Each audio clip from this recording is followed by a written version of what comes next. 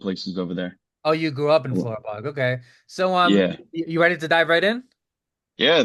Let's go into it. Whatever you All right. want. All right, Christian. So you're a mortgage banker, mortgage broker, right? Mortgage banker. Mortgage banker. Yeah, Okay. So first of all, explain exactly what is a mortgage banker. yeah. So we are what's called a direct lender. So our bank, we actually are the ones who will give you the loan. You will. So the difference between us and a broker, for example, is a broker is going to shop around for you, right? A Hmm. broker is not actually going to be the one that gives you the loan. They're of course going to pre-qualify you. They're going to put you through the processing, but the underwriters, the underwriters that help get the loan finalized are through a different bank, right? So here at Nationwide, we are the ones that are actually have our own underwriters, have our own processors, and we're the ones that are doing the loan for you. Now, once we have you fully approved and then you end up closing, um, we may sometimes hold on to the loan, but typically what happens is we sell that loan off to a different investor. So that's what's called the secondary market. Yep. So in the secondary market is where you'll have banks like Citibank, Chase, PHH, Newrez. These are like these big banks Yep. that basically hold on to the loans, and then they're the ones that service the loans. And so when you get your mortgage statement after 2 months, 3 months, it's not going to be from Nationwide Mortgage Bankers anymore. It may be from one of those banks that I mentioned to you just now. That's a great explanation. Yeah, when I bought Yeah. this co-op, I used Contour Mortgage. So I'm sure you're Yeah. familiar with them. So you're similar to them. Correct. Because they'll basically do the loan for you, but then eventually, like I said, they'll sell it off, and then they're no longer the ones that are actually servicing your loan. So Right. that's in a quick nutshell, that's kind of how being a banker works. Now some of the benefits, of course, is the fact that we have, as I mentioned before, in-house underwriters, right? Yep. So if there's ever problems on people's files, if there's ever certain scenarios that like I don't know exactly how to handle, because again, I've only been in the business for so many years, I can always go literally right around this wall, and I can go speak with some of the underwriters and say, hey, here's my scenario. What do you think about it? What do you think we can do to make it work, in a way that, of course, is allowed within the guidelines? Sounds convenient. So how long have you been doing this Yeah. job now? I've been doing this for about 3.5 years. I will be at my fourth year in May. Nice, nice. So you're gaining Yeah. seniority. Yeah. What inspired you to pursue this job? It just coincidence, like, so basically when I was in college, I was also coaching soccer. Um, so I originally thought that I was just going to go into coaching soccer professionally, and I was at a great spot that had a good opportunity for growth, and that's what I felt like I was going to do. But at the same time, I always knew I needed to graduate college and have that degree in finance, which is what I ended up getting. And I Mhm. knew I just needed that as like a backup, just in case of anything, life changes, I get Yeah. hurt on the job, I can't coach, right? So I knew I needed just something as a backup. COVID came around, I graduated college, and coaching soccer, which you have to do in person, was just not an option anymore. Hmm. So, so at that point, I was like, hey, let me start looking for a job that is related to my degree. I also felt like I was getting a little stagnant. So I was like, I want to just change things up in my life and just try a different challenge. So I originally didn't even think about getting into mortgages. That wasn't something that popped across my mind. Right. But my older sister went to school with somebody who worked for a reverse mortgage company, not even regular 30-year fixed mortgages. They were looking for a processor job. It looked like it was paying decent money. So I was like, hey, let me try it out. So that's just kind of how I landed in the business. It wasn't really like, oh, I want to become a mortgage loan originator. It was more like I was looking for work. There was a reverse mortgage processor job available, and I just went into that position and I started to really love it. So explain exactly what is a reverse mortgage banker, you Hmm. said. Explain exactly what that is. Yeah, so a reverse mortgage is it's a refinance for elderly people, right? So anybody who's 62 years or older, you can qualify, or at least you can try to qualify for a reverse mortgage. And what it is, it's a refinance and it is negative amortizing. So with a regular mortgage, it's going to be amortizing, which means you have to make a payment every month. You're paying principal and interest, and the balance is going down the whole time. With a reverse mortgage, since you are 62 or older, if you qualify, so you need enough equity in the house, and we can talk about that in a second, you basically can live on the property without having to make mortgage payments. Yep. You just have to keep up for the taxes and the insurance. Mm. And if you don't make mortgage payments, the balance starts to go up little by little because interest will accrue and interest will compound each month. Yep. By the way, all this Mm. information is really, really good for passing your test. Whether you're a realtor, whether Yeah. you're a loan officer, whether you're in mortgage, it's like all of this information is really, really good for like the test and for the newer people. So Yeah. thanks for that, Christian. Christian, Mhm. tell us about your very first year. Yeah. First year is always the hardest. My first year was tough. I would say, honestly speaking, I would say I had two first years. Mm, And the reason for that, it kind of goes into the question that you asked me about what a reverse mortgage is, right? Because with reverse mortgages, it's a different product completely than helping people purchase a home and get into a 30-year fixed mortgage, right? The mhm. qualification process is different. The type of clients is different. So my first year as a reverse mortgage salesperson was great. The market was doing pretty well. That was around 2021. Rates were still pretty good. Mm. So my first 6 months, I was making the most money I've ever made in my life up until Really? that point. The first 6 months. Yeah. Wow. Oh, Yeah. wait, you said this was 21? This was 20. Okay. So let's see. 21 was like when I started as a processor. I guess you could say 22 was my first year then, because 22. So let me retrace the timeline, right? So May of 2021, I started as a reverse mortgage processor. I Hmm. did that for the first 6 months, and my branch manager, he realized that I would probably be better suited for a sales position Hmm. because I spoke Spanish, and two, because I was just pretty good on the phone and I was pretty hungry. So I got my license in December. And so again, I would say my first year as a salesperson was 2022, right? Does that make sense so far? Yeah, So it's just interesting because the first year is usually the hardest, and you're saying that you did really well. Very, very yeah, interesting, very rare. yeah, it is very rare. I think it's just because it's just timing. It was just luck and good timing, you know. My branch manager at the time, we just bought leads all over the country. And so we would send a postcard mailer. People would get it. It would say, you may be entitled or you pre-qualify for a reverse mortgage. If you're 62 and older, it would mention a certain amount of cash out that they can get. So the postcard was very well tailored to the person who was receiving it. So they would call us. At that point, they were a warm lead. And then it was just my job to try and convert them. So there wasn't any networking I had to do. There wasn't any building relationships. He had a good system already established. I just learned how the product is, how the product is, and how to sell the product, and so that just resulted in me doing well at that point. But you said you put money into the business.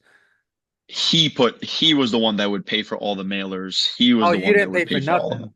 I didn't pay for anything. No. Wow. Yeah. Yeah. So, So it was. Mhm. so in your business, do you have the sort of business where you have to invest money or no? Yeah, yeah. So that's where I mentioned like I had two first years, right? Because my first year as a reverse mortgage salesperson went great because of that reason. He had a good system established. He would buy all the leads. They would just call us, and then we just had to convert from there, right? So it was basically we were like telemarketers in a sense. So that's all we did all day. And so again, I did pretty well that year, made more money than I made before up until that point in my life. And and things went well, but then the market started to change, right? Yep. 2022, you got to think rates started to go down.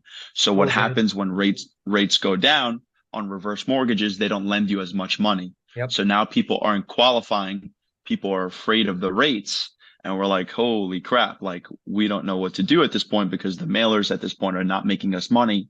And that was our only way of generating leads. Hmm. So that year ended. I was still kind of on a high from the year before because I was, happy, expecting things to You're kind of still stay the same. living. Yeah, exactly, exactly. So 2023 comes around, and then at that point, I was like, okay, I was like, let's kind of re-strategize. He was very open-minded. He was always open and willing to help. So I was like, why don't we get into the purchase business? Because at the end of the day, the purchase business is going to be still good regardless of how rates are. People are always going to be buying, right? Yep. Yep. I think that was again, I call it, it's like I had two lives, right? A reverse mortgage life and then the 30-year purchase life. Yep.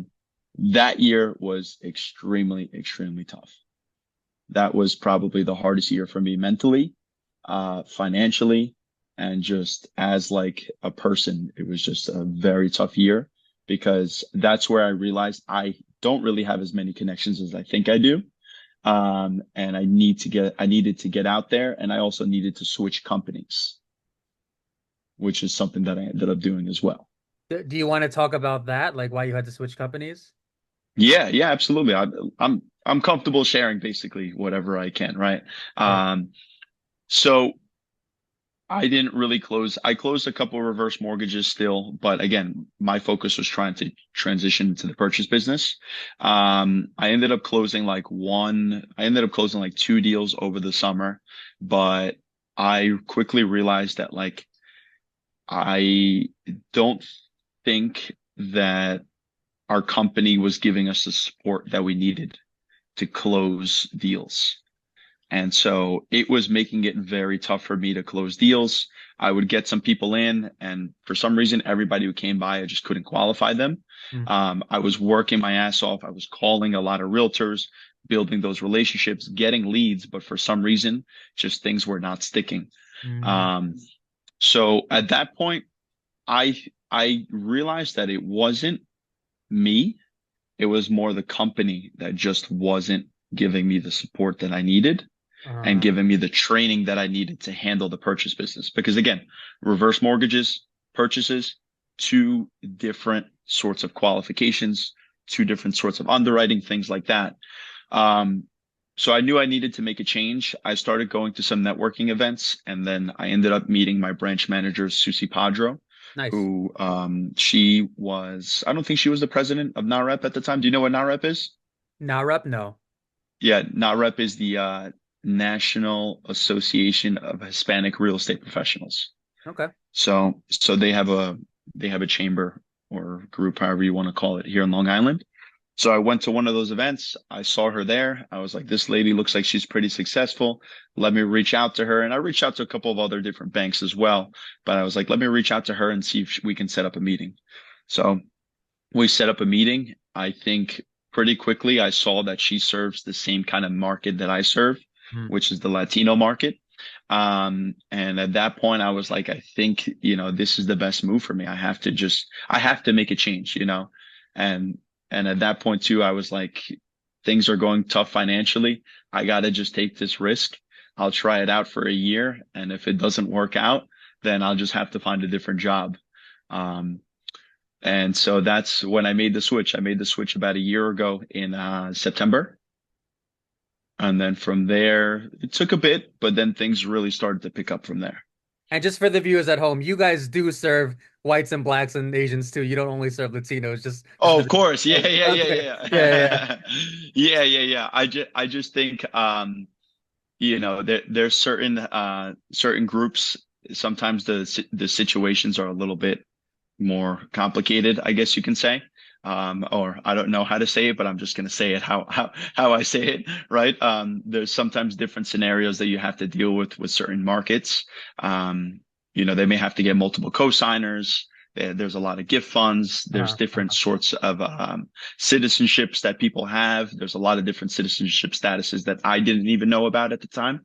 Hmm. So knowing how to handle that and being at the right place that knows how to handle that is so, so important, because there's a lot of banks that will deny people just based off of their citizenship status. But little do they know, certain ones are accepted. You don't just have to be a U.S. citizen to buy a house. Yeah.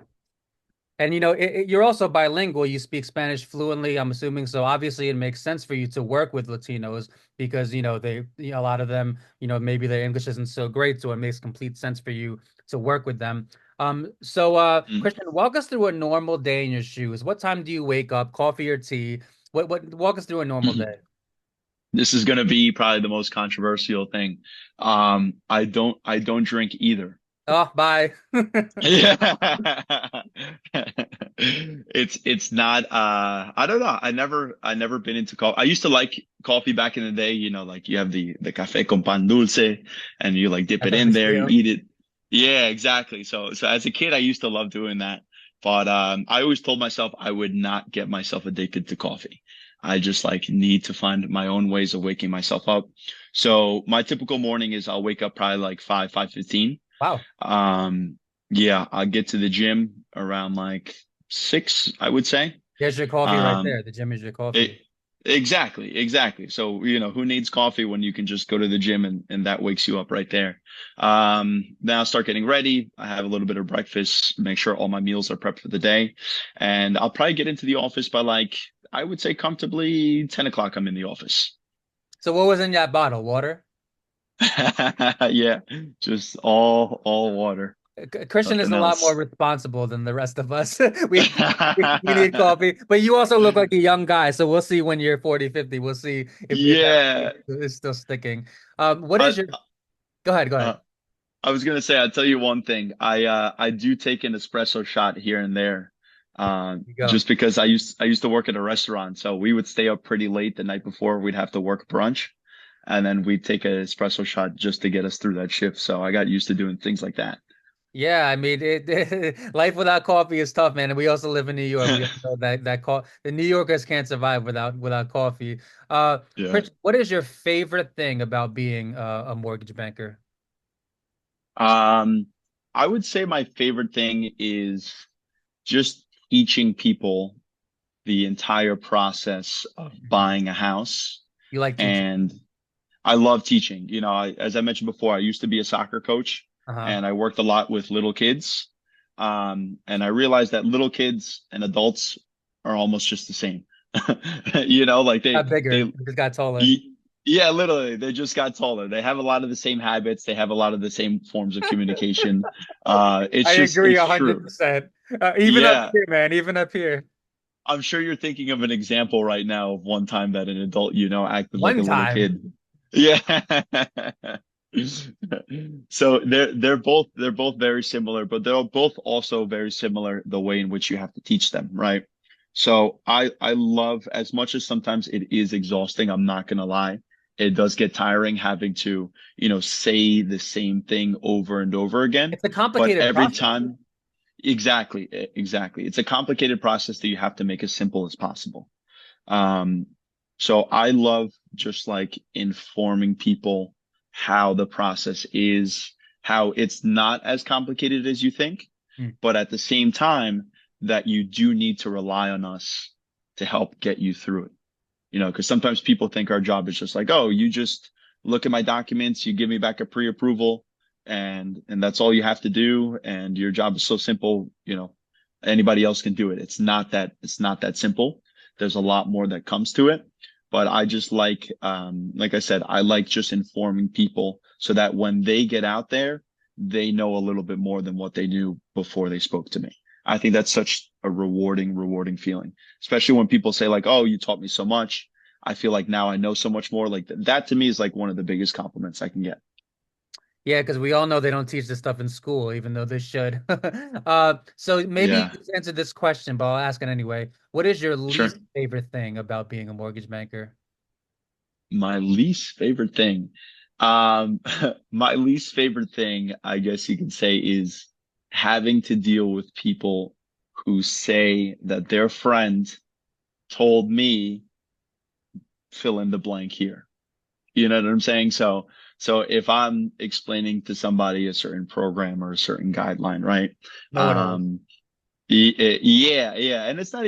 I wouldn't say it's know it all, but I would just say it's, for example, non-QM loans, right? Non-QM loans are for people who don't fit into the box of FHA and conventional. Hmm. They're a little bit different ways of getting people to qualify. Usually, they require putting down somewhere between 15 to 20%, and the rates are going to be a little bit higher. The moment I say something like that, they go, oh, but my friend was able to buy a house putting down, 5%, putting down 3.5%, and their rate is much lower, right? So they compare themselves to what their friends tell them, but they don't know that their friends are in a different situation than they are, Better right? credit score, maybe. Could be better credit score, different ways of reporting their income, especially if they're self-employed, different citizenship statuses. All those things will always come into play when it comes to qualifying. But people will always go off of, oh, my friend got this rate. My friend got this program. Why am I not getting that program? So I think that's sometimes the hardest thing to change. And for some people, it won't. Some people it won't change and they'll Ego. just, yeah, and they'll go to the next person, waiting for that person to tell them yes, just to end up being put back in the same situation that I was going to put them in before. So I would say that for me is probably the most frustrating part, when people aren't as open-minded. But at the same time, that's almost like the challenge right there, because when you can get somebody to see what you're seeing, you know you've educated them, and you won that part of the battle. So that's also kind of exciting at the same time. Yeah, that must be annoying because there's some ego involved in there. A lot of people Mhm. are not necessarily so honest with themselves, and they expected a 4%, and you have to be honest with yourself, and if you don't get what you might not had planned to get, it is what it is. So I'm sure that's frustrating for you. Christian, do you Yeah. deal with commercial real estate as well? Not too much. I do have some friends that work in commercial real estate. So if I ever get somebody who wants to buy a commercial property, I'll always have the initial conversation, but I always tend to pass it on to somebody who knows more than I do.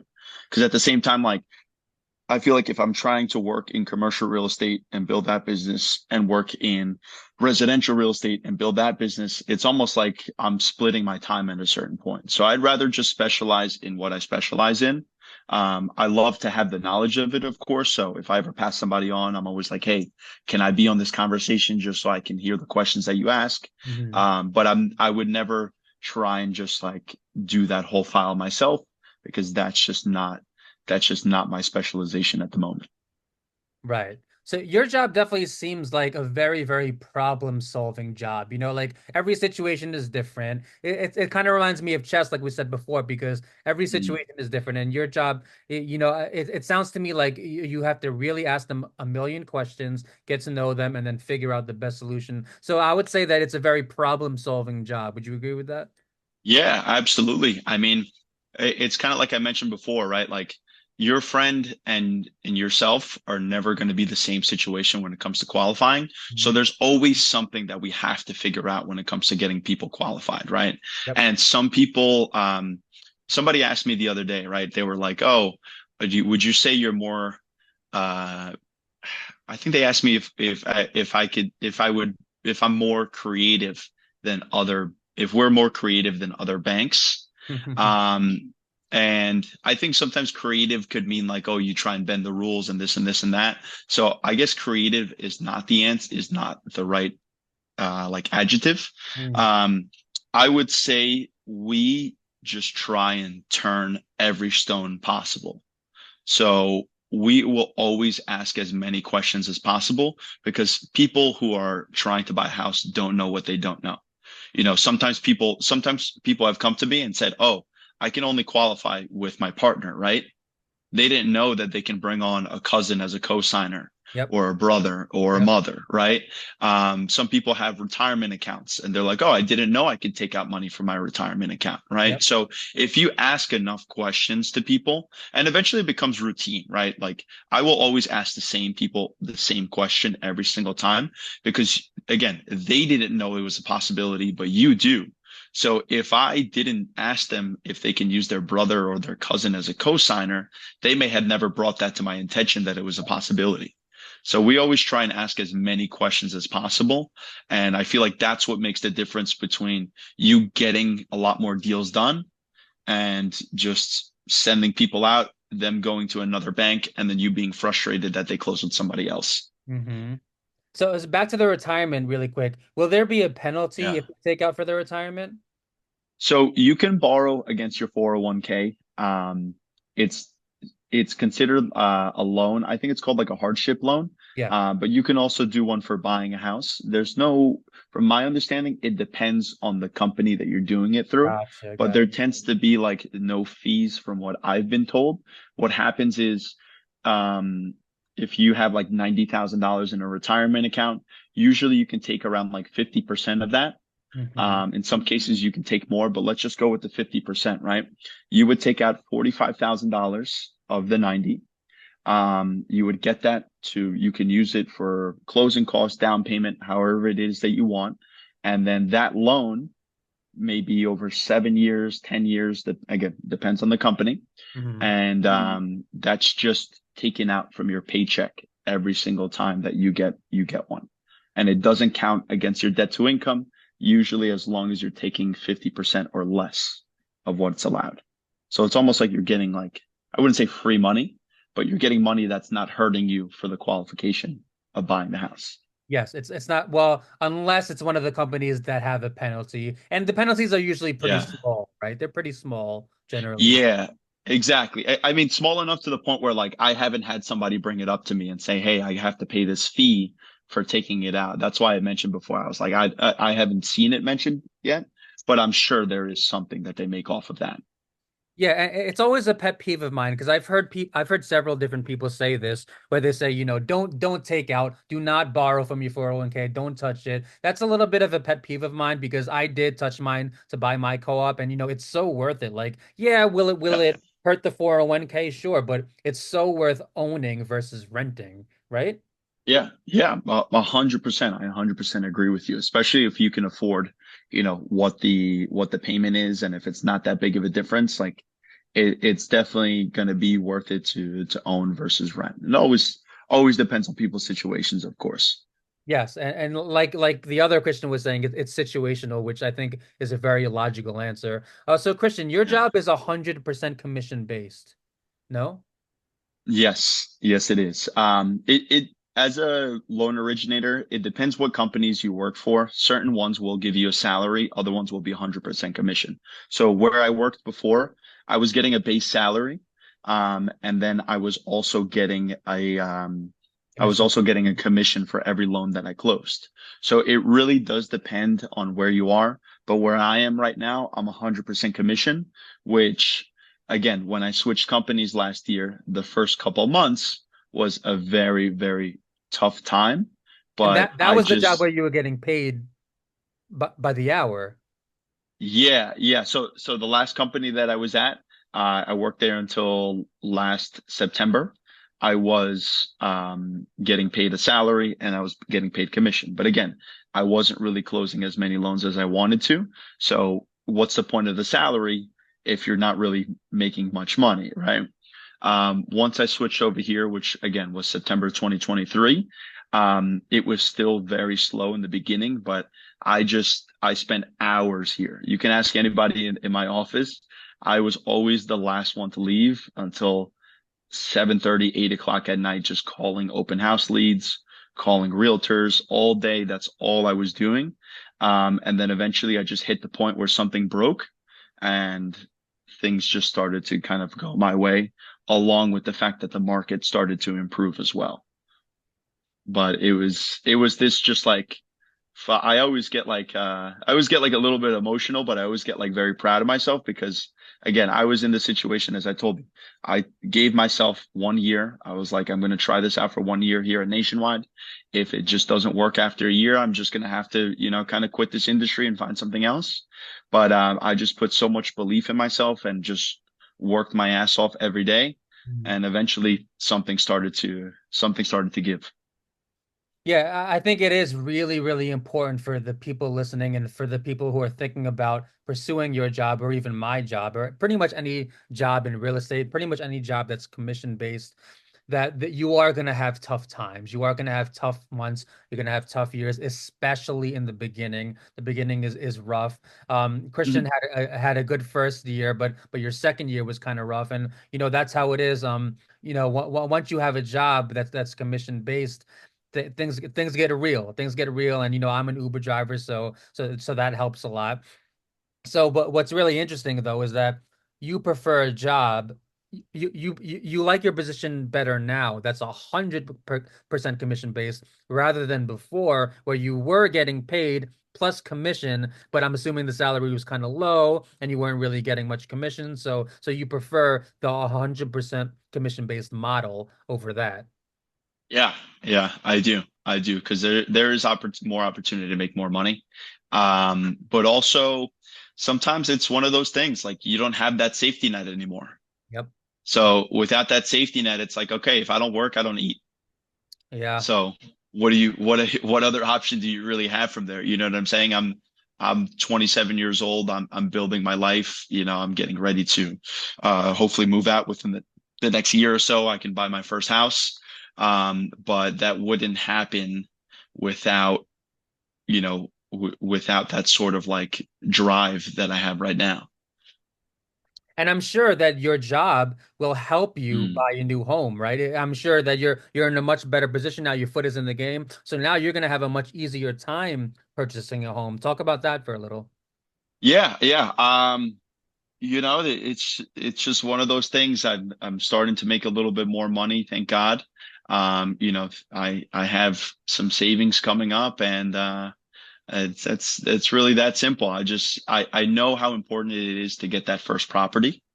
So, and that's what I always say to anybody. I say that to all my clients because sometimes they're like, "Oh, I'm trying to see if it's the best time to buy right now. If it's not the best time to buy, if you can afford to buy, you have to buy.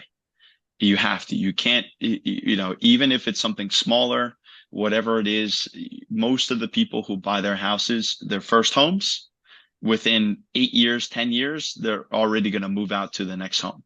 So I already know that whatever house I'm going to buy first, that's not going to be my forever home. So I'm Yep. okay with just taking whatever I can get Yep. because I know that if in a year that house at, let's just say it's at 500,000, which is hard to find, but Yep. at 500,000, even if that house appreciates 4%, right? Yep. 4% of 500,000 is $20,000. So you're telling me just by living there, I just got another $20,000.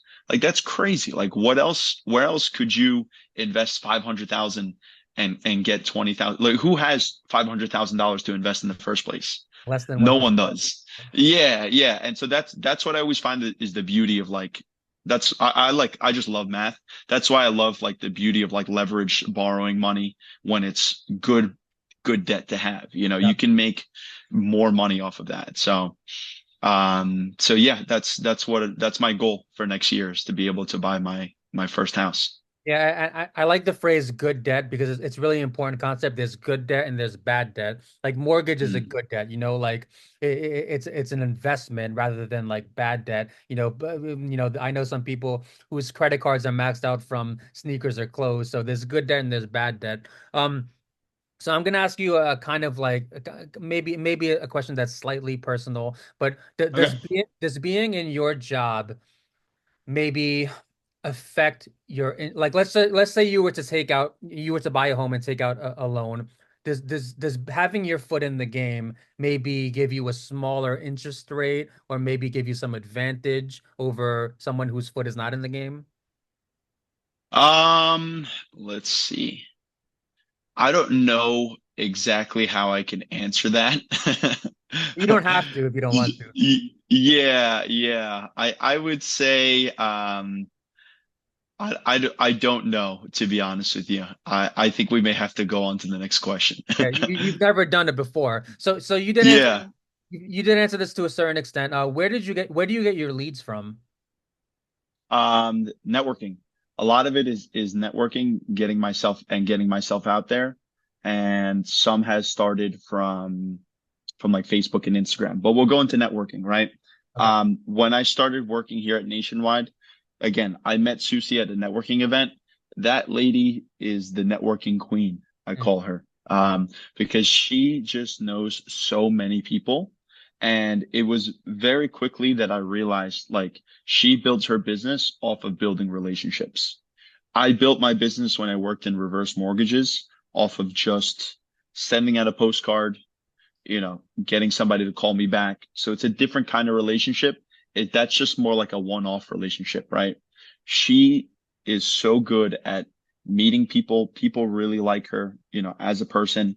I can't think of one person who doesn't like her. And if they don't, that's a reflection of them, not of her. But that was something that I quickly saw that she does. And I would say I'm a quick learner. So that's something that I quickly tried to implement. So I call realtors all the time. I will, if I meet a realtor on Instagram and they follow me or I follow them, they follow me back. I'm always going to send them a message. I do go to networking events, maybe not as much as I've wanted to lately, but I'm definitely starting to go to more now and just building those relationships. Another thing that I like to do is I meet with a lot of tax preparers. So, your tax preparer is probably one of the biggest sources of leads because they're getting people who want to prepare their taxes, ready to buy a house, or they want to see if they're making enough money to buy a house. So what better referral source than somebody like them? And then what I've also realized through networking is that just because maybe you don't benefit from meeting somebody, you can benefit from connecting that somebody to somebody else, right? Chris, where can So people find you? on Instagram, I am at Findyourfinancing. On Facebook, I'm Christian Alejandro Velasquez, and on LinkedIn, same thing, Christian Alejandro Velasquez. Christian, it was so great talking to you, man.